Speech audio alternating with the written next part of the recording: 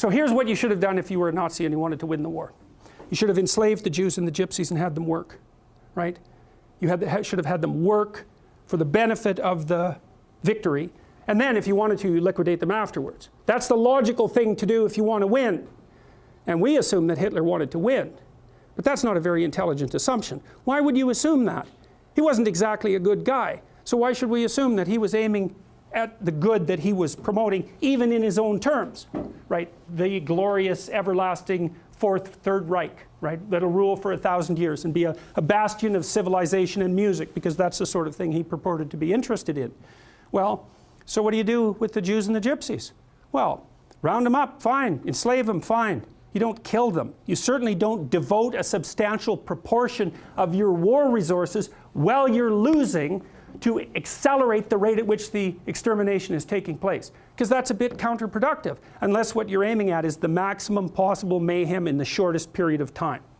Well, so what happened as the Germans started to lose the war? Did Hitler lose faith in his own ability? No, he believed that the Germans had betrayed him with weakness. And so he was perfectly willing to accelerate the rate at which Germany was losing the war. And so when Hitler and his minions had the choice, here's the choice. You can suspend your unnecessary demolition of people, win the damn war, and then pick it up afterwards. Or while you're losing, you can just accelerate the mayhem even though it's counterproductive. It's like, what'd they pick? Well, they picked to accelerate the mayhem. And so to me, there's an old psychoanalytic idea. I think this was derived by Jung. If you can't figure out what someone is doing or why, look at the outcome and infer the motivation. If it produces mayhem, perhaps it was aiming at mayhem. Now, you have to use that dictum carefully. If someone's irritating you, maybe it's because you're irritable and you should sort yourself out, but maybe it's because they're actually aiming at irritating you. And that's the actual motivation. So perhaps not, but it's another tool in your analytical armament. So, and so you see, well, and this is the thing about warfare that's so interesting about because you can attribute it to territoriality.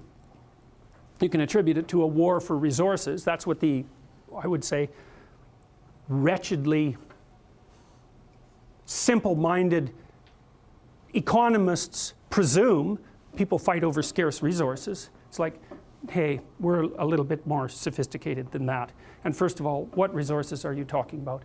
The bloody Inuit had nothing. They lived perfectly well. What did they have? Snow and seal blubber. People can live in unbelievably deprived conditions. And so the idea that there are natural resources that we fight over because there's a shortage of them is a pretty oversimplified view of human beings. It's like, well, why do people fight? Well, maybe they fight sometimes for good reasons. But very, very frequently, they fight for bad reasons.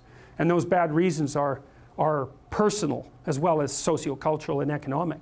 If you were a Nazi prison guard, for example, whatever pathologies you were carrying around in your destructive little soul, whatever element of Cain was deeply embedded in you, had the opportunity to be manifest fully at every moment of your waking existence, right? You had these people who were completely beholden to you, with no rights whatsoever, to whom you could do whatever your evil little heart determined. Think, well, maybe that was a motivation for putting them there to begin with. And all the cover story about, well, we're trying to build the Third Reich and we're trying to stabilize the state and we're trying to do all these good things. Maybe that's just a cover story for the real motivation, which is nothing but what? The construction of death camps that killed 6 million people. How about that? And the obliteration of 120 million people on the planet, and the leaving of Europe in ruins. Maybe that was the motivation. Or are we going to attribute to Hitler the highest possible motives? Say, no, it's an archetypal manifestation of Cain. Now, he's going to put up a front that says, well, I'm your savior. It's like, well, destructive people think that Cain is their savior.